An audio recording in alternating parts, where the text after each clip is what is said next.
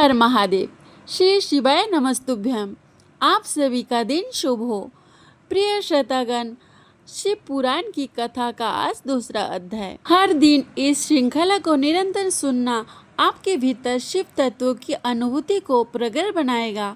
आज हम कथा का आरंभ करने से पहले भगवान शिव से प्रार्थना करेंगे। हे शिव शंकर, हमें अहंकार, मोह और क्रोध जैसे दोषों से मुक्त करें।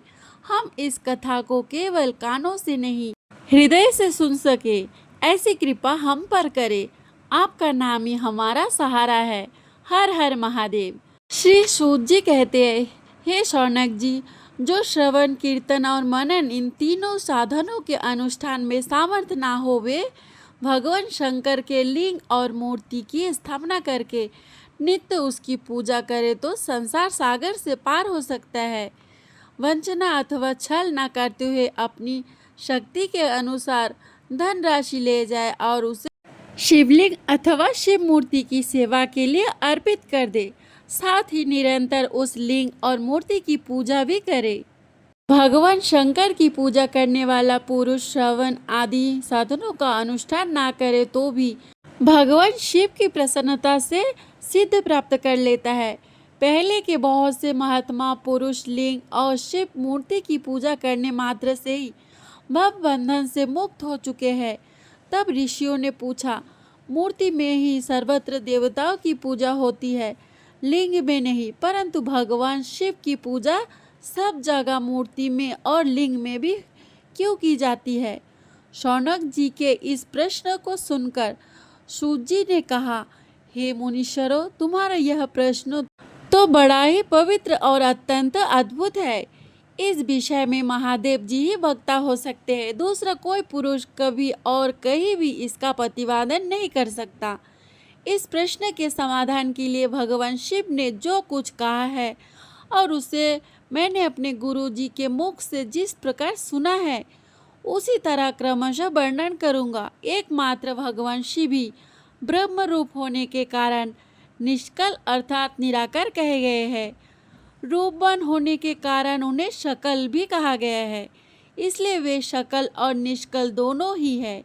शिव के निष्कल निराकार होने के कारण ही उनकी पूजा का आधारभूत लिंग भी निराकार ही प्राप्त हुआ है, अर्थात शिवलिंग शिव के निराकार स्वरूप का प्रतीक है। इसी तरह शिव के शकल या साकार होने के कारण उनकी पूजा का आधारभूत विग्रह साकार प्राप्त होता है, अर्थात समस्त अंग आकार सहित साकार और अंग आकार से सर्वथा रहित निराकार रूप होने से ही वे ब्रह्म शब्द से कहे जाने वाले परमात्मा है। और यही कारण है कि सब लोग लिंग जो कि निराकार माना जाता है और मूर्ति जिसे साकार कहते हैं, दोनों में ही सदा भगवान शिव की पूजा करते हैं। शिव से भिन्न जो दूसरे देवतागण हैं, वे साक्षात ब्रह्म नहीं है, इसलिए कहीं भी उनके लिए निराकार लिंग नहीं उपलब्ध होता। पूर्व काल में बुद्धिमान ब्रह्मपुत्र सनत कुमार मुनि ने मंद्राचल पर नंदिकेश्वर से इसी प्रकार का प्रश्न किया था। सनत कुमार जी ने कहा था, हे भगवान, शिव से भिन्न जो देवता है उन सब की पूजा के लिए चारों ओर प्राय बेर अर्थात मूर्ति मात्र ही अधिक संख्या में देखा और सुना जाता है। केवल भगवान शिव ही है। पूजा में लिंग और बेर दोनों का ही उपयोग देखने में आता है। अतः कल्याणमय नंदिकेश्वर इस विषय में जो कुछ भी तत्व की बात हो उसे मुझे इस प्रकार बतलाइए जिसे मुझे अच्छी तरह से समझ में आ जाए। तब नंदिकेश्वर ने सनत कुमार को समझाते हुए कहा कि हे निष्पाप ब्रह्म कुमार, आपके इस प्रश्न का हम जैसे लोगों के द्वारा कोई उत्तर नहीं दिया जा सकता, क्योंकि यहाँ गोपनीय विषय है और लिंग साक्षात ब्रह्म का प्रतीक है। तथापि आप शिव भक्त हैं, इसलिए इस विषय में भगवान शिव ने जो कुछ भी बताया है उसे ही आपके समक्ष कहता हूँ। भगवान शिव ब्रह्म स्वरूप और निष्कल अर्थात निराकार है, इसलिए उन्हीं की पूजा में निष्कल लिंग का उपयोग होता है। संपूर्ण वेदों का भी यही मत है।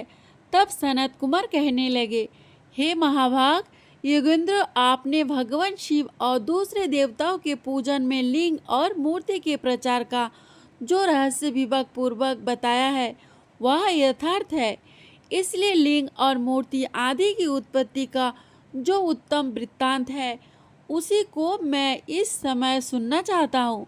लिंग के प्रकट का रहस्य सूचित करने वाला प्रसंग मुझे सुनाइए। इसके उत्तर में नंदिकेश्वर ने भगवान महादेव के निष्कल स्वरूप लिंग के आविर्भाव का प्रसंग सुनाना आरंभ किया।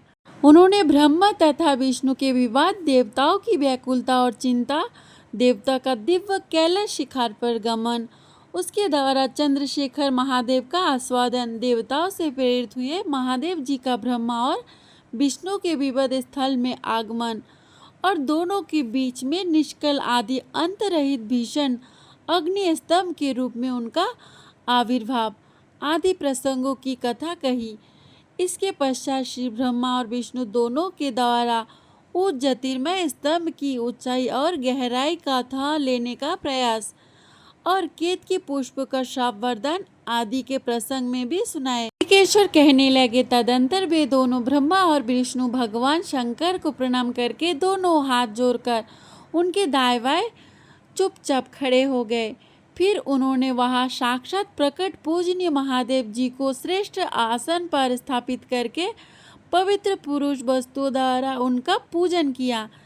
दीर्घकाल तक अविकृत भाव से सुस्थिर रहने वाली वस्तुओं को पुरुष वस्तु कहते हैं और अल्पकाल तक ही टिकने वाले क्षणभंगुर वस्तु प्राकृतिक वस्तु कहलाती है। इस तरह वस्तु के यह दो भेद जानने चाहिए, अर्थात किन किन पुरुष वस्तुओं से उन्होंने भगवान शिव का पूजन किया यह बताया जाता है। हार, नूपुर, कयूर, क्रिकेट, मणिमय कुंडल, यज्ञोपवीत उत्तरी वस्त्र, पुष्पमाला, रेशमी वस्त्र, हार, मुद्रिका पुष्प, तंबूल, कपूर, चंदन और अगु का अनुलेप, धूप, दीप, श्वेत छत्र, व्यंजन, ध्वजा, चावर तथा अन्य दिव्य उपहारों द्वारा जिनका वे वैभव वाणी और मन की पहुँच से परे था, जो केवल पशुपति अर्थात परमात्मा के ही योग्य थे और जिन्हें पशु कदापि नहीं पा सकते थे,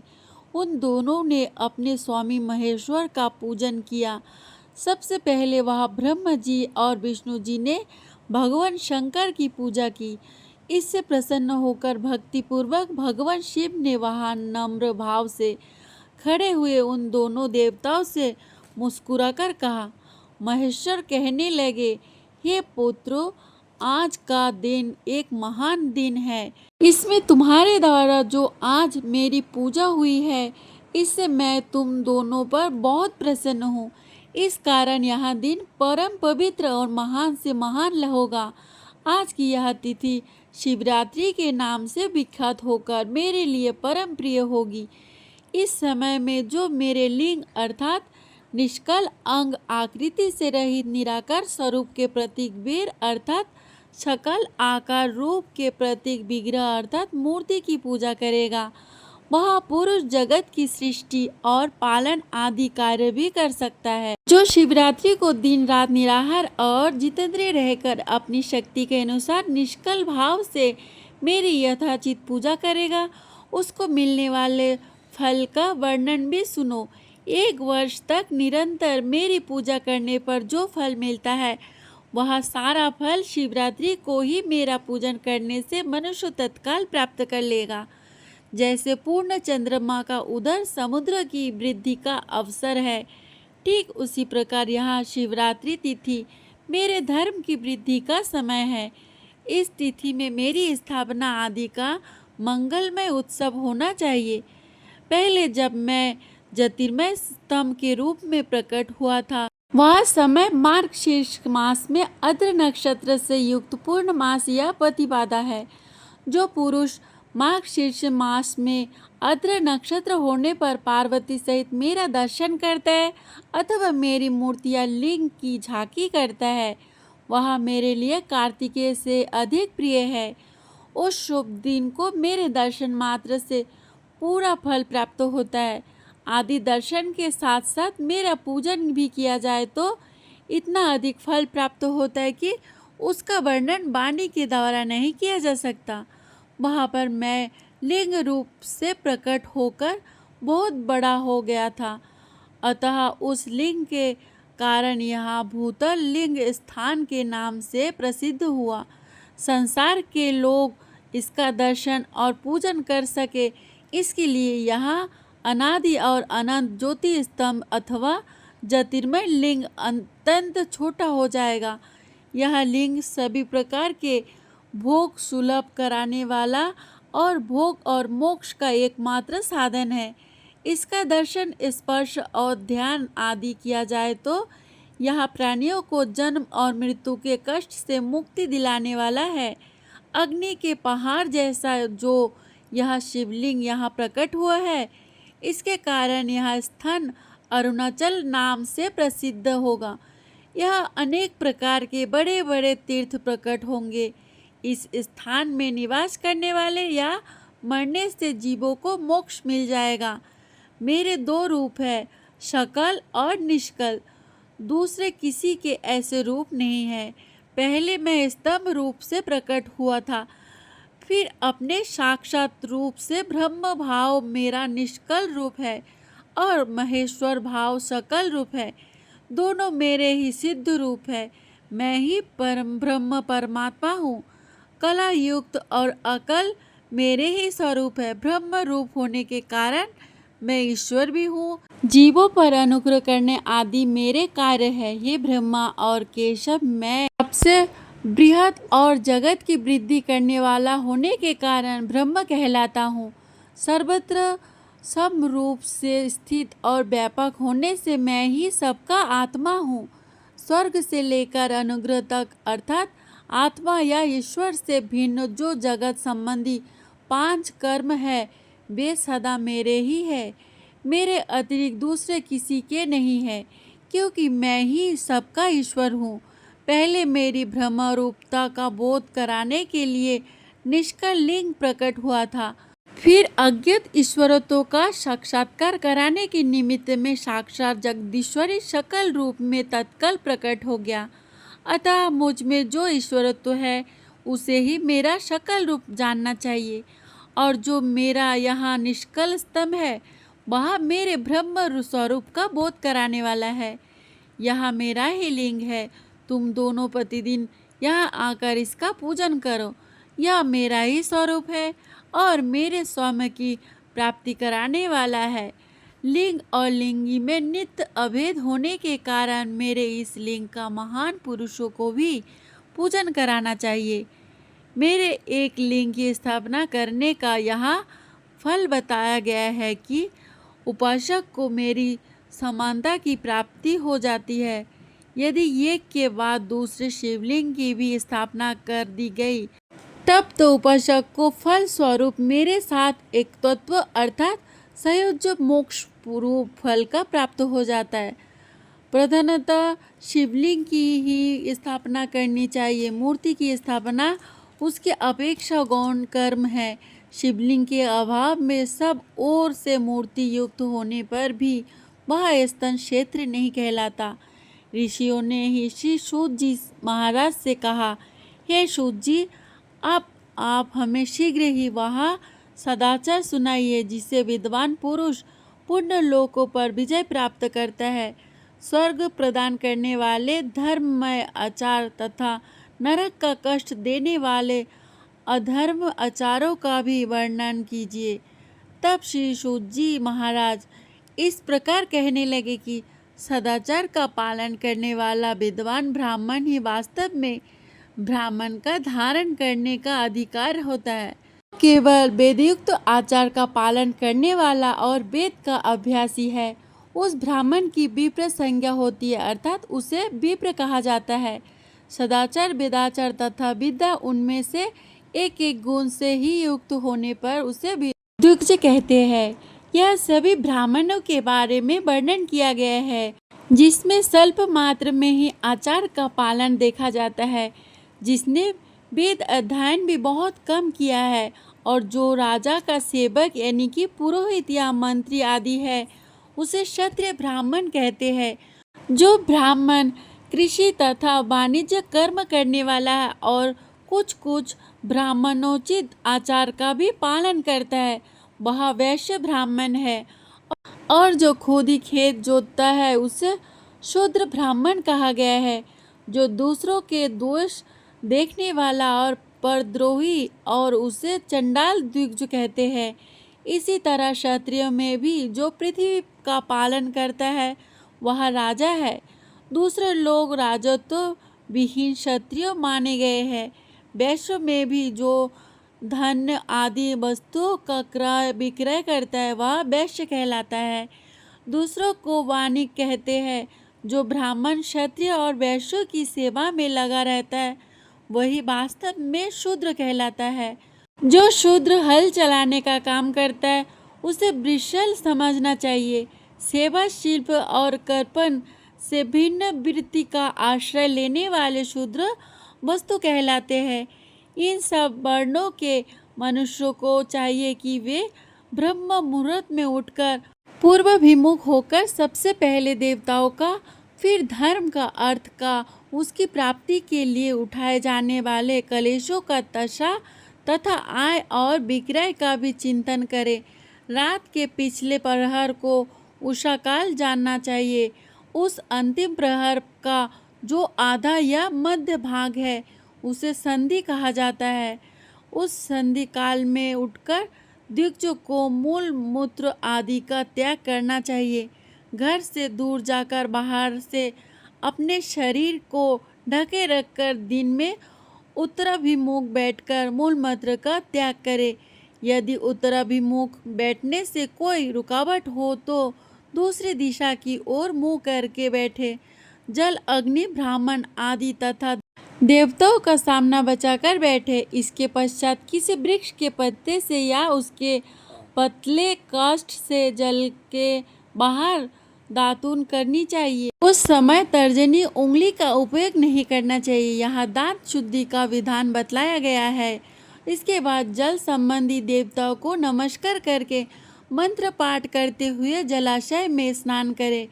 आधी गले तक या कमर तक पानी में खड़े होने की शक्ति ना हो तो घुटने तक भी जल में खड़ा होकर अपने ऊपर जल छिड़काव कर सकता है और मंगोत्तर पूर्वक स्नान कार्य संपन्न किया जा सकता है।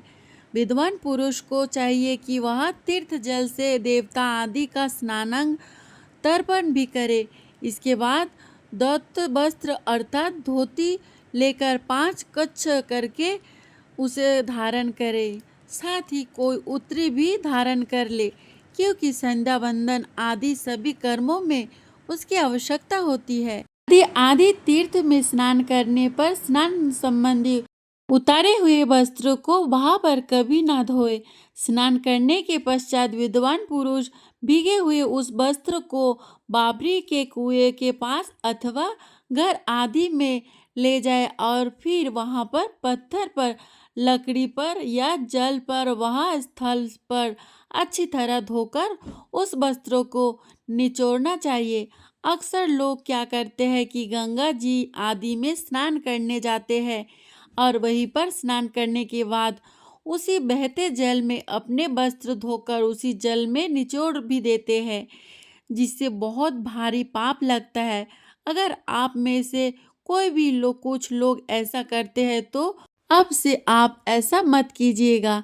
दिग्गज वस्त्रों को निचोड़ने से जो जल में गिरता है वह एक श्रेणी को पितरों की प्राप्ति के लिए होता है। इसके पश्चात जहाँ बलि उपनिषद में बताए गए अग्नि मंत्र से भस्म लेकर उसके द्वारा त्रिपुंड लगाए।